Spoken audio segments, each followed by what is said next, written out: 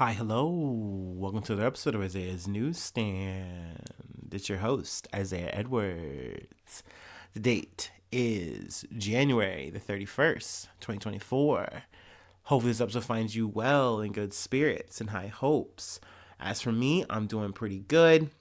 Let's see, we had a pretty good hump day. Obviously on the sick front, it's still ongoing. I feel a little less snotty too hotty, which is nice. Still coughing a decent amount, which is annoying. We'll see how night goes. Hopefully, my nose doesn't completely stop up. Hopefully the congestion doesn't just ruin my life. But it seems like we're getting better by the day, so I'll take it. Let's see here.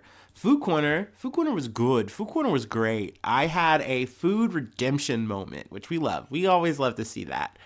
I made pasta, and of course, pasta and the salad. Which, by the way, last week I had a salad with it too. But who cares? I didn't give a shit about the goddamn salad when I burnt that bread. I killed that bread. I was so sad. I tried to eat it. It was all crunchy. But yeah, this time we did it right. And I will say, I'm actually kind of salty, right? And I'm still, it's still on me. It's still my bad.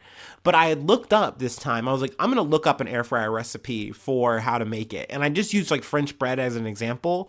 But they said 10 minutes. And I think I did about 12 minutes. So I get the feeling that no matter what, I was going to burn that. But that might be me coping. Even so, I did it for about 5 minutes. I think I maybe did an extra few minutes on top of that, whatever. So it was maybe 8. And it came out great. I was so happy. I was so pleased with it. Actually, I might have just kept it at 5. I don't know. A little fuzzy on that.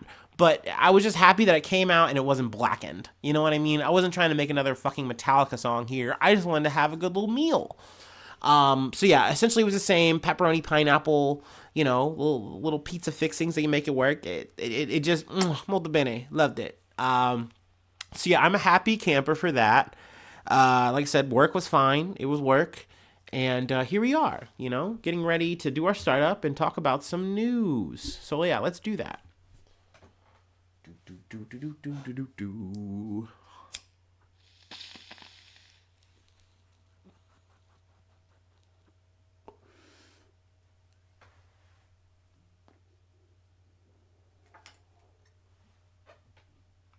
Ooh, yeah.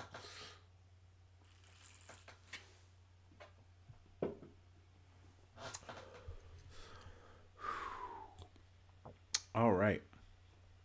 From NBC News. Pennsylvania man arrested after allegedly killing his father and displaying his decapitated head on YouTube. That's a title. That's a headline.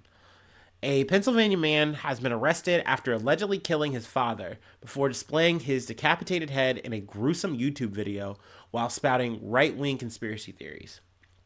Justin Mohn, 32, is accused of killing his father, Michael Mohn, police told NBC News. While police did not release the victim's age, public records show him to be 68 years old. Excuse me. Mohn was taken into custody about 100 miles away from the crime scene on suspicion of first-degree murder, abuse of a corpse, and possessing an instrument of crime with intent, according to a court docket released early Wednesday. He was arraigned at 4 a.m. and denied bail. Middletown Township Police Captain Pete Feeney, Mr. Feeney, said. In the YouTube video, which was titled Mohn's Militia, Calls to Arms for American Patriots, ooh, fun title, definitely want to click that, and is cited in a police complaint. Mohn is seen wearing gloves and holding his father's head in a plastic bag. Later, the head can be seen in a cooking pot. I don't know why you would do something like this and expect that, oh yeah, this is just great. I mean, this has to just be a manic moment or something. I mean, obviously I'm not a psychiatrist, whatever, but god damn, what did you hope to accomplish with this? Let's see here. Also, I'm not gonna lie, I'm salty, and I've been salty about this since I started doing what I do, and I was watching Batman, and I looked over at the Riddler when they were doing the thing. Obviously, I know it's fake, whatever, but they had the Riddler at 500 fucking views. I was like, man, he's killing it. He's killing it. What am I doing with my life? So yeah, I mean, I'm sure this guy, and I will say here, I mean, even before the murdering, he was leaning into like right wing propaganda shtick. In his tirade with his father's head, he explains that his father was a federal employee of 20 years and refers to him as a traitor, calling for the death of all federal officials and attacking President Joe Biden in his whole administration, the Black Lives Matter movement, the LGBTQ community, and Antifa activists. YouTube removed the video, which is more than 14 minutes long, hours after it was posted. And it's a shame because he didn't, he hasn't updated the repertoire. He's not even talking about CRT, which is old news. He's not talking about DEI, BDS. He's not hitting any of the new shit. It's so sad. It's so sad. He's hitting you guys with fucking like D-rate material. But I guess he was really just hoping to spice it up with his father's fucking head. It's so crazy. In a statement, YouTube spokesperson said the video was taken down because of its strict policies prohibiting graphic violence and violent extremism. Fair, check and check. The video was removed for violating our graphic violence policy, and Justin Mohn's channel was terminated in line with our violent extremism policies. Our teams are closely tracking to remove any re-uploads of the video. So yeah, let's talk a little bit more about Justin.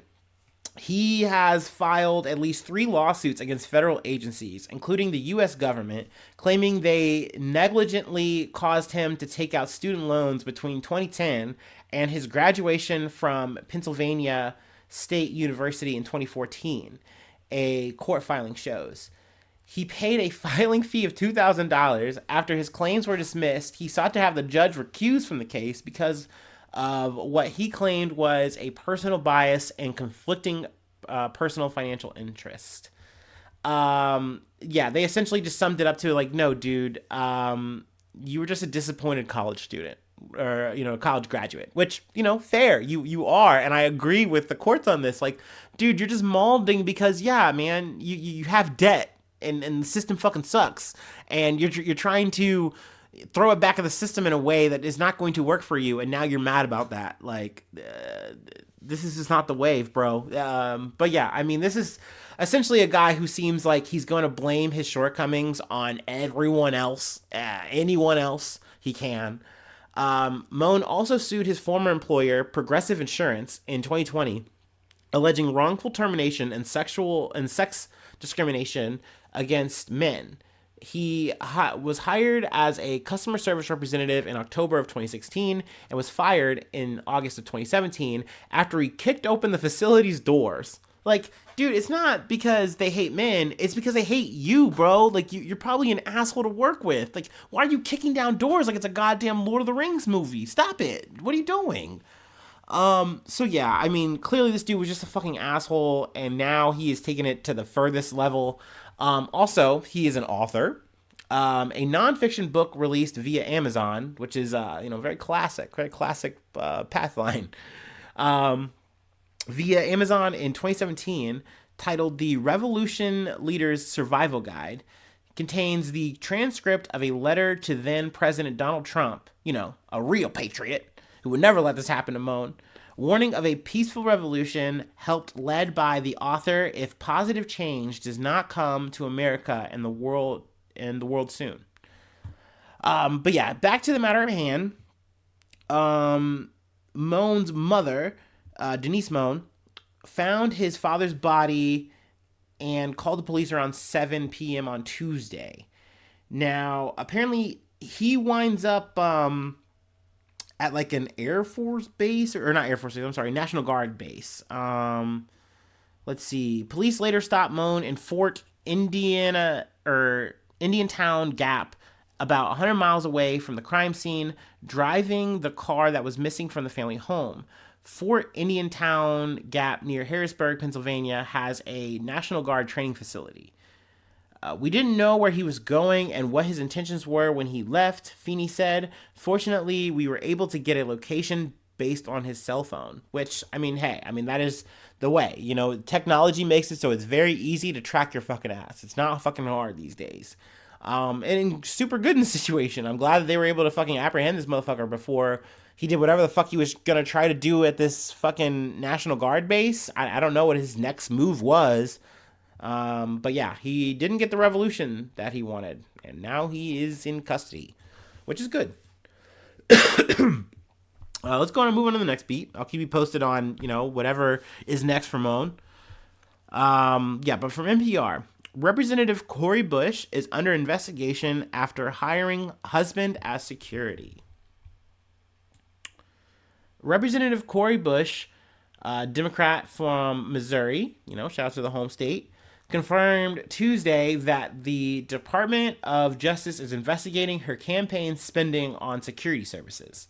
Since before I was sworn into office, I've endured relentless threats to my physical safety and life, Bush said in remarks on the steps of the U.S. Capitol. As a rank-and-file member of Congress, I am not entitled to personal protection by the House and instead have used campaign funds as permissible to retain security service.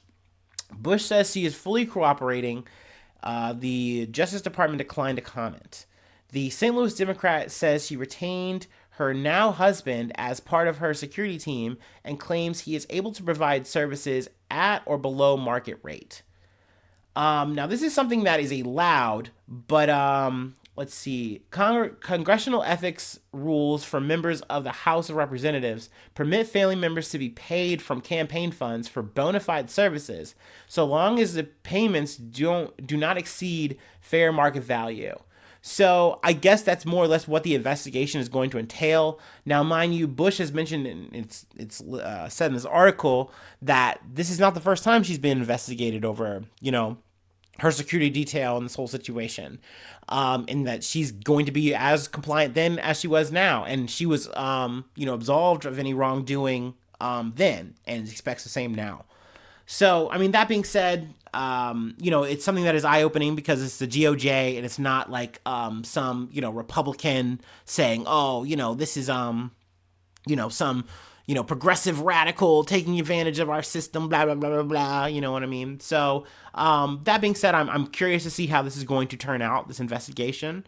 But I mean, if she's on the up, and I think especially, this is something that's already kind of been through its paces, it seems, with an investigation, I don't know. I don't want to be the type of person who goes, oh, well, since it's someone who's progressive, it's definitely a witch hunt. No, I mean, I think it is weird that you do hire your husband as your security detail. Like, maybe there is something potentially stinky about that. I get that. But that being said, they reference it in this article, but yeah, you think about Pelosi's husband, Paul Pelosi, which, oh my God, I mean, there's so much news that I don't cover, y'all, and forgive me, mea culpa, but I mean, Nancy Pelosi has been going off lately. She's been making the rounds, saying that protesters are like psyops for either Russia or China because they want a ceasefire in Gaza. Yeah, they're so crazy. Yeah, Putin's doing tricks on it. Xi's doing tricks on it. Okay. But anyway, Paul Pelosi almost got his fucking brains bashed in. What I mean, almost. They did get bashed in. It's a miracle that he's okay. So it's fair that people are concerned. I mean, I literally just covered a story about a guy who's like, yeah, dude, it's all Biden's America. It's all this left-wing agenda, and we gotta do something about it. Like, and it's crazy that technically Cori Bush is just out here butt naked. You know what I mean? No security. Like, at the end of the day, only so many motherfuckers get Secret Service. I feel like that's something that is not talked about enough. You know what I mean? And I mean, to be fair, it's understandable. People hate politicians. No one really gives a fuck if they live or die, I think, at the end of the goddamn day. Unless it's something like Trump, where, you have, like, these diehards who are like, oh my God. And don't get me wrong, I think there are some also diehard liberals, too, who would, like, cry if something happened to, like, Hillary Clinton or Barack Obama. But, I don't think I'm one of them. At least not anymore. I think I've kind of become a little bit too disillusioned. But anyway, there's that. Like I said, I'll keep you posted there. And the rest is it's Elon related. So here we are. Let's smoke on that Elon pack. From CNN, judge strikes down Elon Musk's massive multi-billion-dollar pay package. A Delaware state court judge has thrown out the 2018 pay package that helped to make Tesla CEO Elon Musk one of the richest people in the world. Delaware Chancery Court Chancellor Kathleen McCormick, who oversaw the bench trial that concluded the November 2022, that concluded in November of 2022, I'm sorry, ruled Tuesday that Musk and Tesla board bore the burden of proving that the compensation plan was fair and that they failed to meet their burden.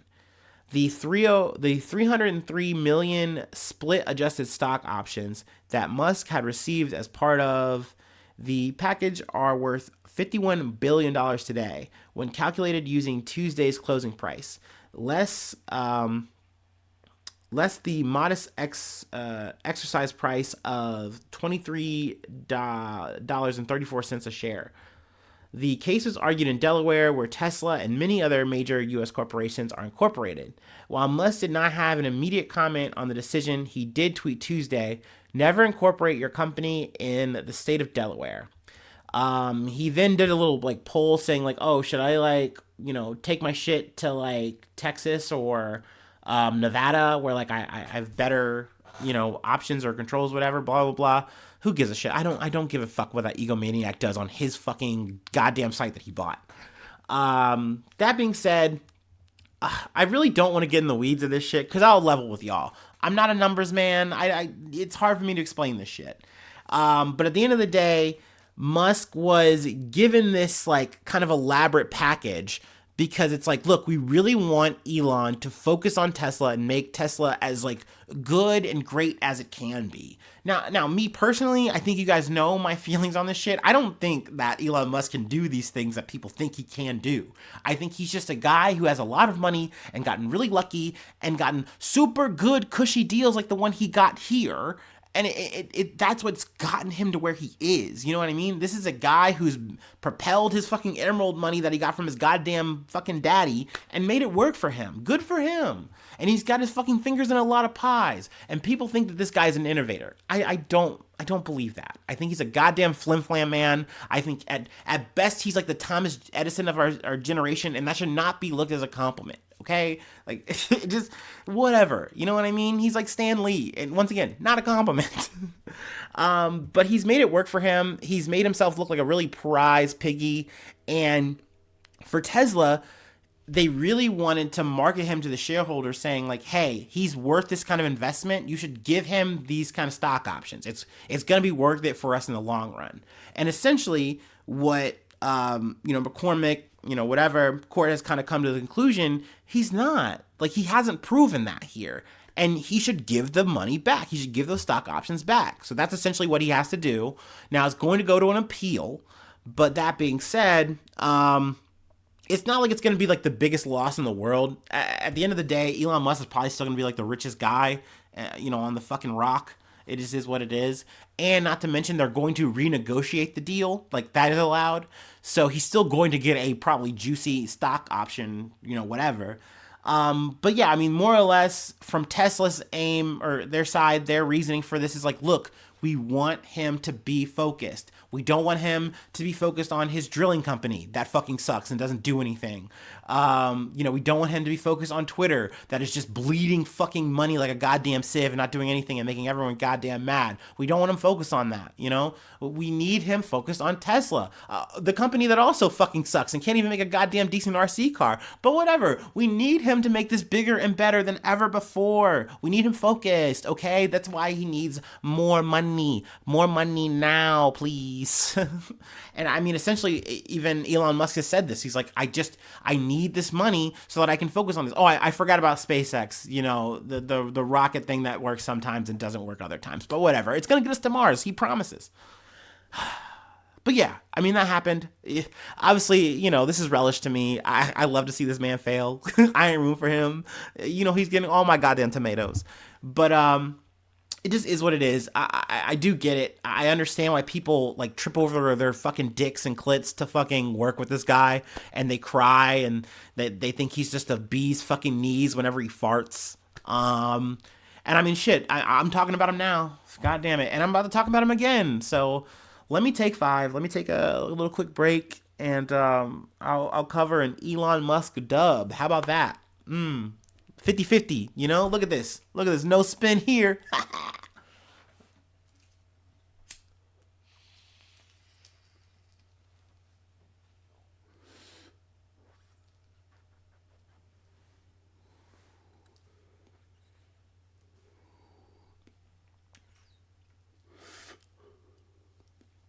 Ooh, look at me double dipping the chip. Oh, God.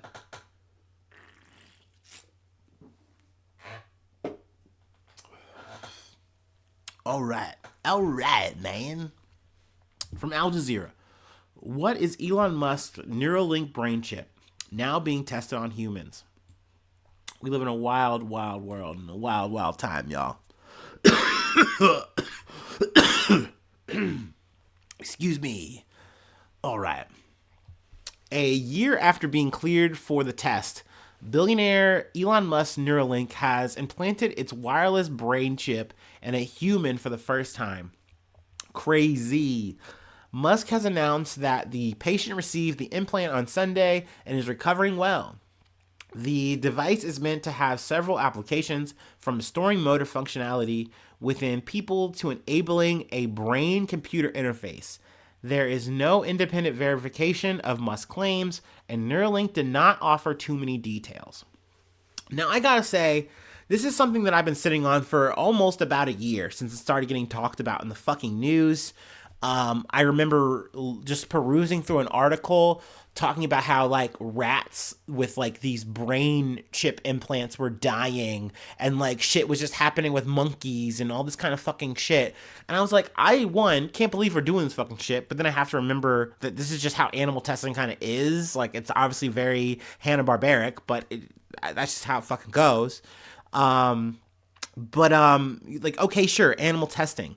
I did not expect that by now, right now, we are going to have human beings testing. But something I've kind of been learning just listening, to like the story, is that Neuralink is not the first to do this.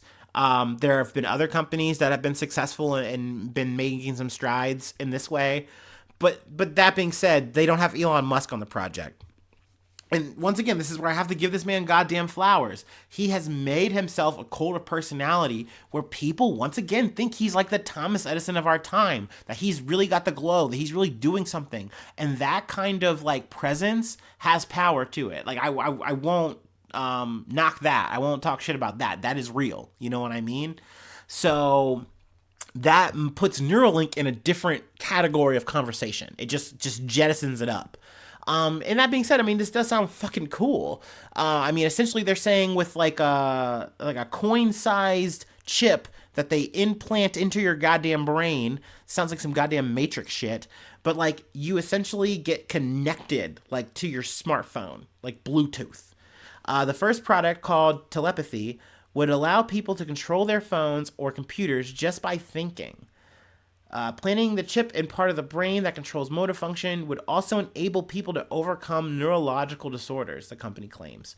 Now, these are claims, but if they're real, if there's truth in them, even if they give people like just a bit of something, a bit of functionality, that's great. So like, this is where like when we're talking about this, or we talk about like SpaceX, when they do something that's cool and they have successful launches and things like that, I'm stoked. I will talk about this shit willingly, gladly. I think it's great. At the end of the day, I think these are great strides for humanity, and you want to see this shit become more and more streamlined. You know what I mean?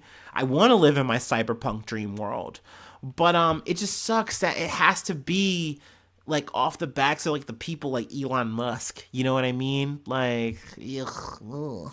But that being said, I do think this is really cool. I haven't seen anything though, and it might be months. Like, the person is recovering. Something else I know I'm kind of careening towards the end here. But Musk said that the initial users would be those who have lost use of their limbs, and I think that's really cool. I think that's a really key thing. I think in my selfish thought, I was just thinking about how easy it's gonna be for people to like get on Google and bullshit. But no, it's cool that this has practical purposes first and foremost. But also, like I said, this isn't the goddamn first time. He's not the only one. It's just his name's attached to it, so therefore it just gets jettisoned to like top billing in the conversation. You know what I mean? There are some 40 brain-computer interface trials underway, according to an online database of active clinical trials in the United States. So there you go. Fun fucking fact there for ya. But yeah, that's where we'll leave it. Yeah, let's call it an episode. If you'd like to help out, you'd like to support, I do have a Patreon. Patreon.com/Isaiah News. You become a newsie. I shout you out at the top of the month. Plug a project if you'd like. Free ways to hit me up, isaiahnews1@gmail.com. Feel free to follow me or the podcast on any of the socials you're on. Let's see. Hopefully you subscribe to the YouTube. It really helps out a lot. I think, at 53. So yeah, I think we got a new one at some point. So yay, thank you. And looking to get more. If you could leave a thumbs up, that would be great. If you could leave a cool comment, that would also be awesome. And if you're not listening on YouTube, let's say you have a subscription somewhere else, that's a-okay. High ratings, hopefully full stars are great. Once again, comments are great. Those are cool. But yeah, thanks so much for tuning in. Thanks so much for being a friend. And hopefully I see you soon for some more good news. I love ya. Bye-bye. Mwah.